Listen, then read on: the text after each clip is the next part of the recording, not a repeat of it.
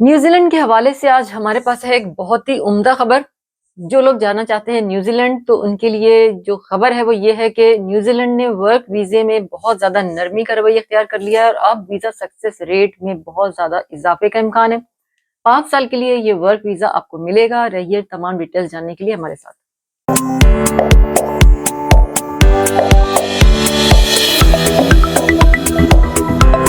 अस्सलाम वालेकुम और नमस्कार। मैं हूं जिया और जर्मनी में रहती हूँ। इमिग्रेशन के हवाले से मेरे इन्फॉर्मेटिव वीडियोस आप सब देखते हैं। जैसे कि आज मैंने बताया कि हमारे पास खबर है बहुत अच्छी न्यूजीलैंड के वर्क वीज़ा से मुतालिक। तो जो लोग न्यूजीलैंड जाना चाहते हैं उनके लिए बहुत ही बेहतरीन अपॉर्चुनिटी है, क्योंकि इस बार इनकी जो गवर्नमेंट है उसने वीज़ा जो प्रोसेसिंग है, तमाम जो डॉक्यूमेंटेशन वगैरह हर चीज़ में बहुत नरमी का अख्तियार किया है रवैया। ये एक बहुत हौसला अफ़ज़ा बात है। इससे क्या होता है कि ज़्यादा लोगों के वीज़े लगते हैं, वीज़ा सक्सेस रेट ज़्यादा होता है जब नरमी का रवैया अख्तियार करती है गवर्नमेंट। इसका मतलब है उनके पास इस वक़्त रिक्वायरमेंट भी ज़्यादा है, जब भी वो नरमी का रवैया अख्तियार कर रहे हैं।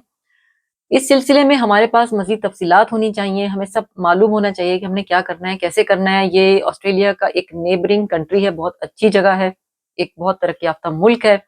यहाँ जाकर आप 5 साल के लिए जब जाएँगे तो आप अपनी फैमिली के साथ वहाँ पर 5 साल आराम से रह सकेंगे। अच्छा, क्योंकि बात ये हो रही है वर्क वीज़ा है ये न्यूज़ीलैंड का, ये 5 साल के लिए जो आपको मिलने वाला है ये एक वर्क वीज़ा है।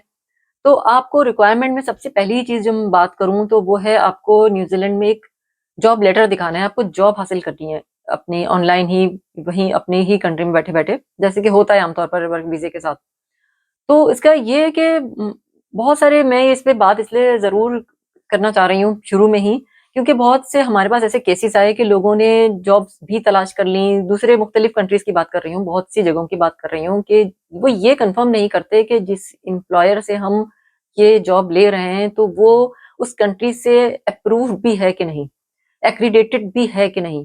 आप मेरी बात समझ गए होंगे कि आप जिस एम्प्लॉयर की एक बहुत लंबी लिस्ट उन्होंने जारी की हुई है, न्यूज़ीलैंड कंट्री जो है उसने एक बहुत लंबी लिस्ट दी हुई है। आप उसमें से चेक कर सकते हो कि आपका जो एम्प्लॉयर है वो एक्रीडेटेड है, यानी कि वो न्यूज़ीलैंड की गवर्नमेंट से अप्रूव्ड है। उसको आपको ये देने की जो जॉब है उसकी वो ऑथेंटिसिटी उसके पास हासिल है कि आप जब वहाँ पे आएँगे तो ये गवर्नमेंट से अप्रूव्ड होगी, वरना वीज़ा रिजेक्ट हो जाता है। बीच में ही मतलब वक़्त भी ज़ाया होता है, पैसा भी ज़ाया होता है। चाहे हर चीज़ में कुछ ना कुछ पैसे, कुछ ना कुछ वक़्त, हर चीज़ में, हर वीज़े में, हर प्रोसेसिंग में लगता ही है।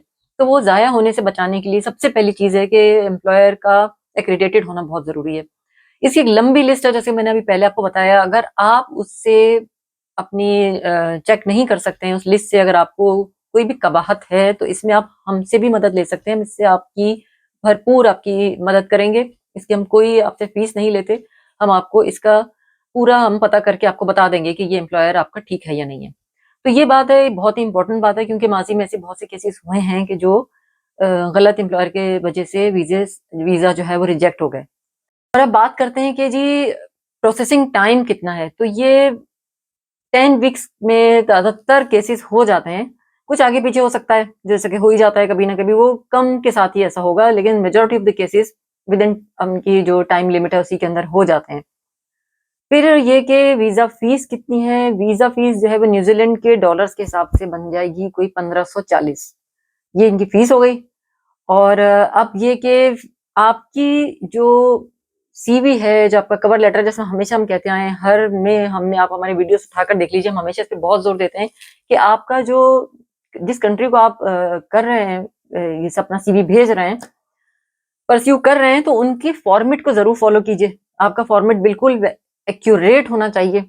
तमाम चीज़ें, आपका कवर लेटर बहुत अच्छा बना हुआ होना चाहिए, उनकी रिक्वायरमेंट के हिसाब से होना चाहिए। जो एडवर्टाइज़मेंट आपने देखा है एम्प्लॉयर का, उसके ख़ास मख़सूस कीवर्ड्स होते हैं। आपने उनको ही फ़ॉलो करना है, ताकि आपकी जो सीवी, आपका जो कवर लेटर है, वो ज़्यादा से ज़्यादा उनके रीच में आ सके। कंप्यूटर उसी को उठाता है जो उसके कीवर्ड्स के साथ मैच करता है। ये एक बहुत ही एक मतलब एक अंडरस्टूड बात है। यहाँ बता इसलिए रही हूँ कि बाद लोग नहीं ध्यान देते, तो वो फिर सीवी सामने ही नहीं आता। आपकी जो चीज़ सामने जा रही है, वो सिर्फ़ आपका सीवी, आपका कवर लेटर है। आपसे बात नहीं हो रही बराह रास्त, आपकी पर्सनैलिटी वो नहीं जानते। जो देख रहे हैं वो लिखा हुआ उन डॉक्यूमेंट्स में है जो आप उनको दे रहे हैं, और वहाँ कीवर्ड्स की अहमियत बहुत ज़्यादा है, क्योंकि ये कंप्यूटराइज़्ड दौर है, मशीनी दौर है। आपको इन सब चीज़ों पर बहुत ज़्यादा तवज्जो देनी पड़ेगी ताकि आपकी सीवी एकदम पहुँच जाए। सीवी का उस पर पहुँचना ही आपकी कामयाबी की एक ज़मानत होता है, वरना सीवी ही नहीं पहुँच पाएगा कीवर्ड्स अगर मैच नहीं करेंगे। इस सिलसिले में भी अगर आपको हमारी कोई रहनुमाई चाहिए, कोई मदद चाहिए तो आप हमें इसके बारे में भी ज़रूर हमें आप लिख सकते हैं, हम आपको इसकी भरपूर हम आपको देंगे एडवाइस।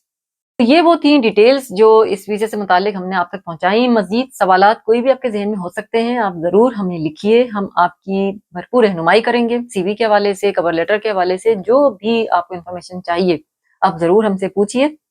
और ये बात भी मैं ज़रा करती चलूँ कि क्योंकि जैसे बज़ाहिर ग्लोबल जो है वो इतनी ज़्यादा फ़ेवरेबल नहीं जा रही है कंडीशन इमिग्रेंट्स के हवाले से, हर कंट्री में इतनी ज़्यादा फ़ेवरेबल नहीं है। तो इसमें जब न्यूज़ीलैंड हमें इतनी ज़्यादा एक नरमी का रवैया इख्तियार कर रहा है, जैसे कि मैंने शुरू में ही आपको बताया, तो इसमें इस मौके से फ़ायदा उठाना बहुत ज़्यादा अच्छा रहेगा। इस मौके से ज़रूर फ़ायदा उठाइए, कोई सवालात ज़रूर कीजिए और रखिए अपना, अपने प्यारों का बहुत सारा ख़्याल। मिलते हैं आपसे नए वीडियो में, नए टॉपिक के साथ।